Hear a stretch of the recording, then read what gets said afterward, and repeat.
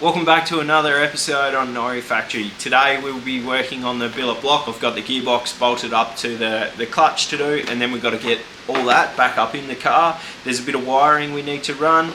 There's some parts have turned up, which is pretty good because I didn't think freight was going to be operating today, but it should be a really good day. Let's get stuck into it. In this one, this should be our, yep, it is our little package from James from GCG. So this is on the top of the Garrett turbos, so new G series cores. The oil feed is like a drain fitting. You know how you got your two bolts. So what this fitting does is it actually changes it to a stainless steel dash 4 fitting.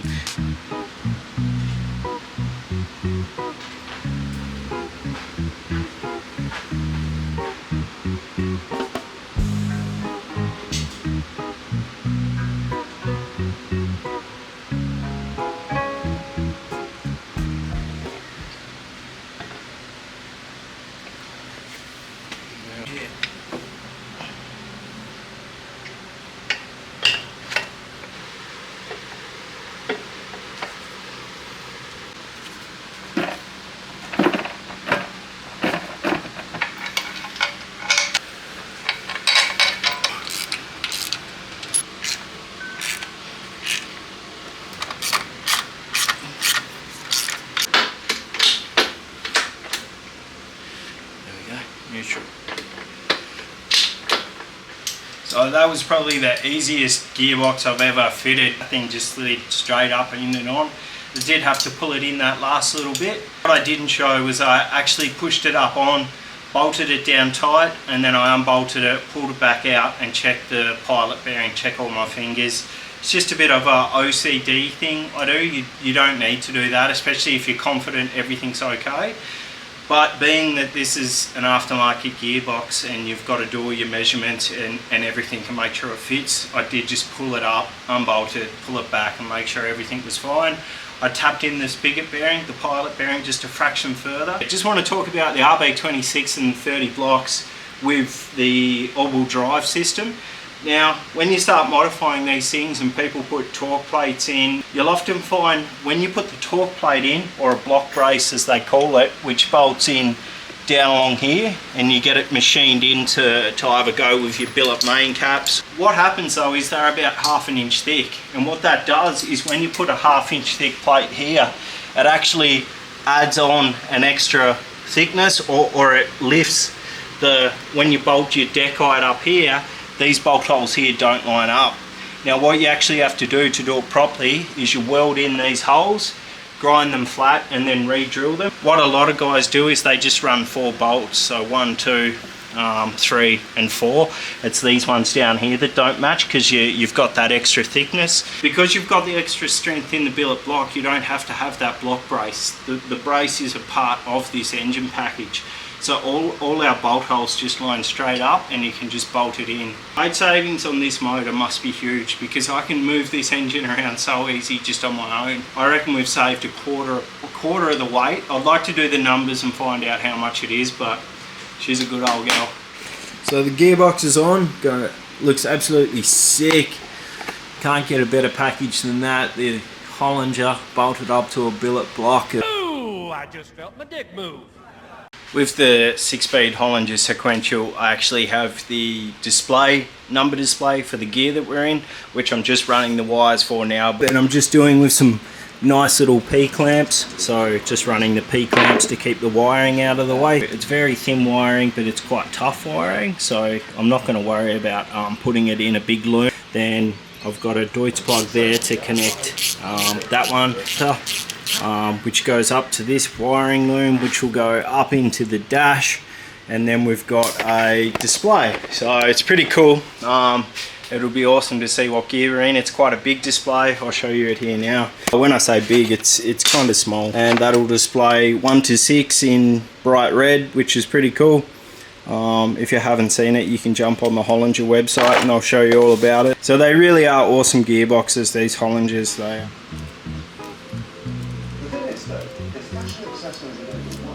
Something I did notice while I was just running the wiring along on the Hollinger is I did notice that it didn't have a breather in it. So gearboxes need breathers just like they do diffs, so the transfer case has still got the factory one there, which I've put some rubber hose on, but this one was just a blank hole. So what I did is I tapped it out to a 1/8 NPT, and I'm just going to put a -3 hose on it and run that up, so it looks a lot better than just a rubber hose. Okay, we're absolutely smashing it back together now, and it's time for the starter motor.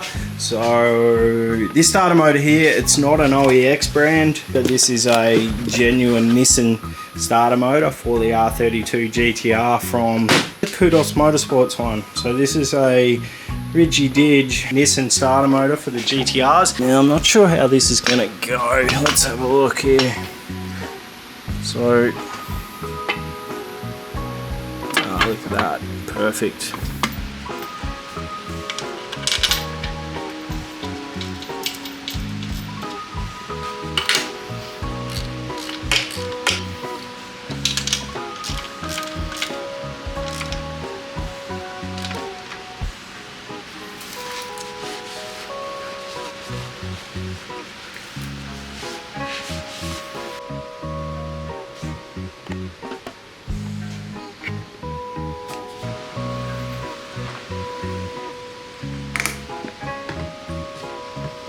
Ooh, pretty blue.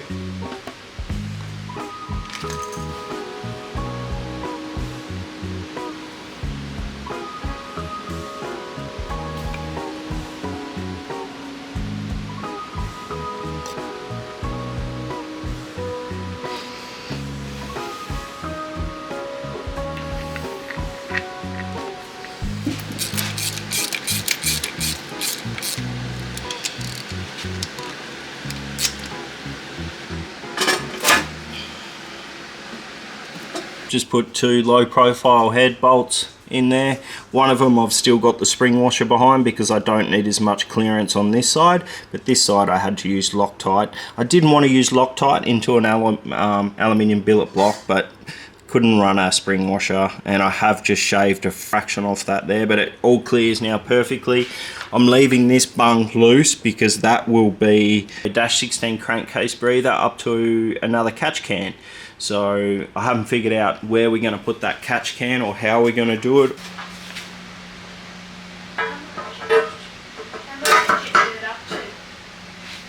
I'm actually going to use this port here, which I found on the side of our engine. This is where our oil input goes from the Barnes pump. So we're going to have a sensor in that line getting temp and pressure from the pump.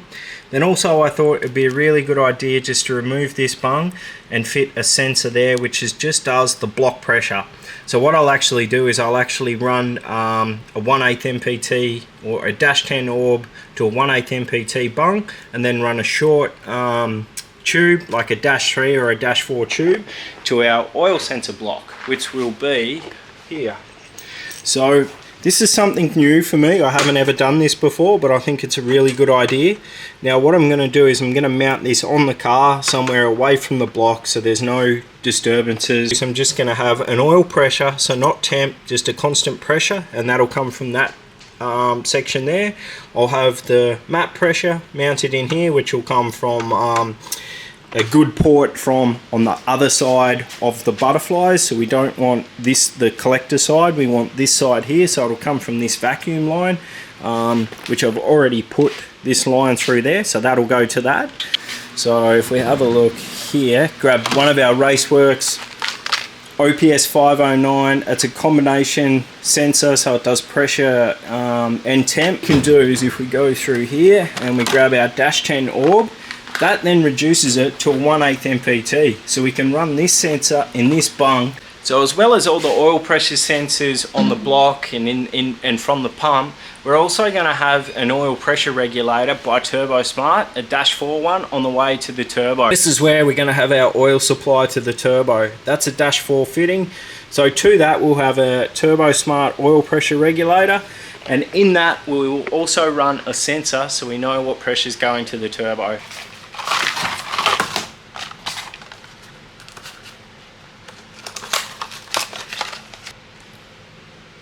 So that's a -10 orb, which goes to 1/8 NPT. Great little fitting. So we're going to remove our bung. It's a little bit messy down here because we got all the wiring here at the moment. But that wiring will be held up out of the way obviously, or we can probably mount that elsewhere, to be honest with you. I'm not sure yet. It's the main lube which comes from the engine to the battery, so I might even mount it out of the way to keep it nice and fresh in here. But just check in there, make sure there's no swarf or anything. Just put a little bit of dielectric grease on it, or silicone grease, just to make sure that that rubber is nice and lubricated. There you go, look at that.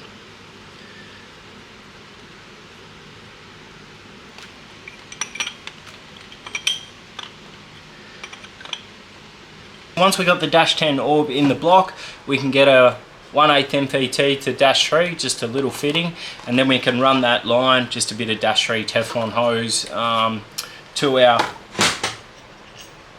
what's it called? To our sensor block. Nice little dash 3 AN, straight onto some good old faithful stainless braided.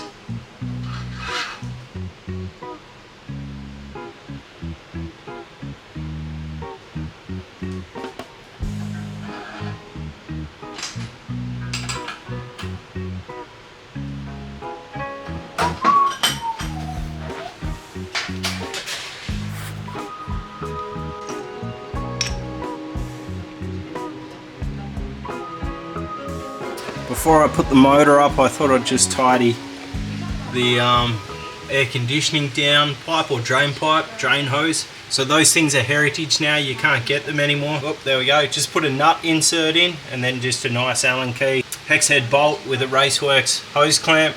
And that covering, the heat shield, is actually off my old oil drain from the twin turbos, so that's factory Nissan. Gonna do these air conditioning hoses next that run along there. Whoops, a bit dark, that run along there. I just want to put some heat sheathing over those, or cover them somehow and just make it look nice and neat. Holy moly, she's tight. So plenty of room that side. I had to take the fuel pressure reg off because it was hanging out underneath the inlet manifold. This side here we're pretty good. The turbo I do not think would have went on, so pretty good idea that we've left it off. But yeah, going up.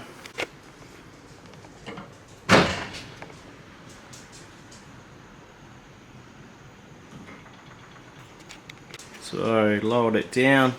It's not too bad actually, plenty of room. It's very close at the front with that oil, external oil pump.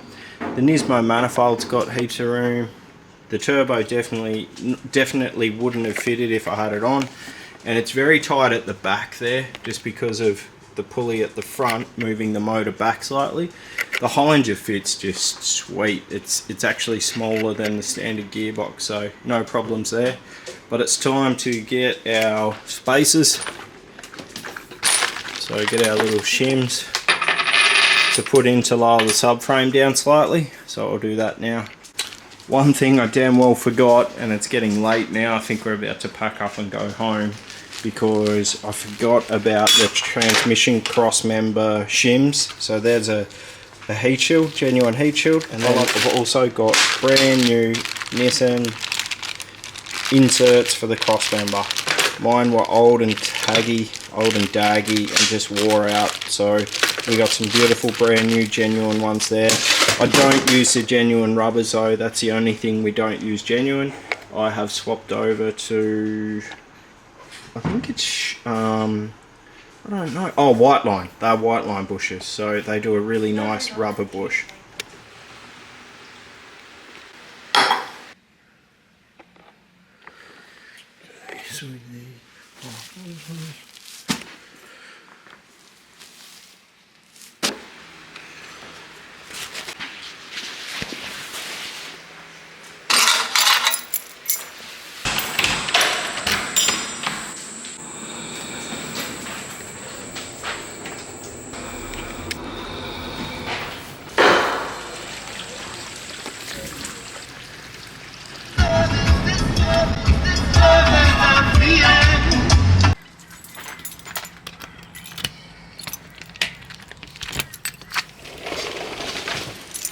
So I've come back in this morning, engine nearly got back up in the car last night.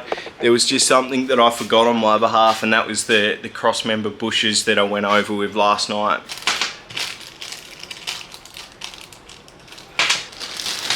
What I will do is, obviously I've mentioned this before, but before this build I sent off a bag of brand new, just random Nissan bolts from Kudos Motorsports.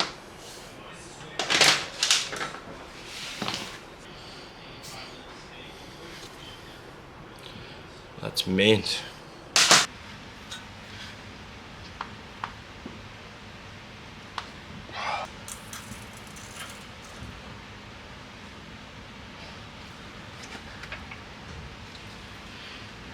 So we've got that GK Tech adapter there, remember, which extends the steering shaft, so that gives us enough play to poke it on and get it started before the whole car's down. So I think now we're right to drop it all the way down. So the motor's back up in, obviously, gearbox is in, gearbox looks absolutely sweet. There's so much more room around the actual Hollinger now because of how skinny the Hollinger actually is.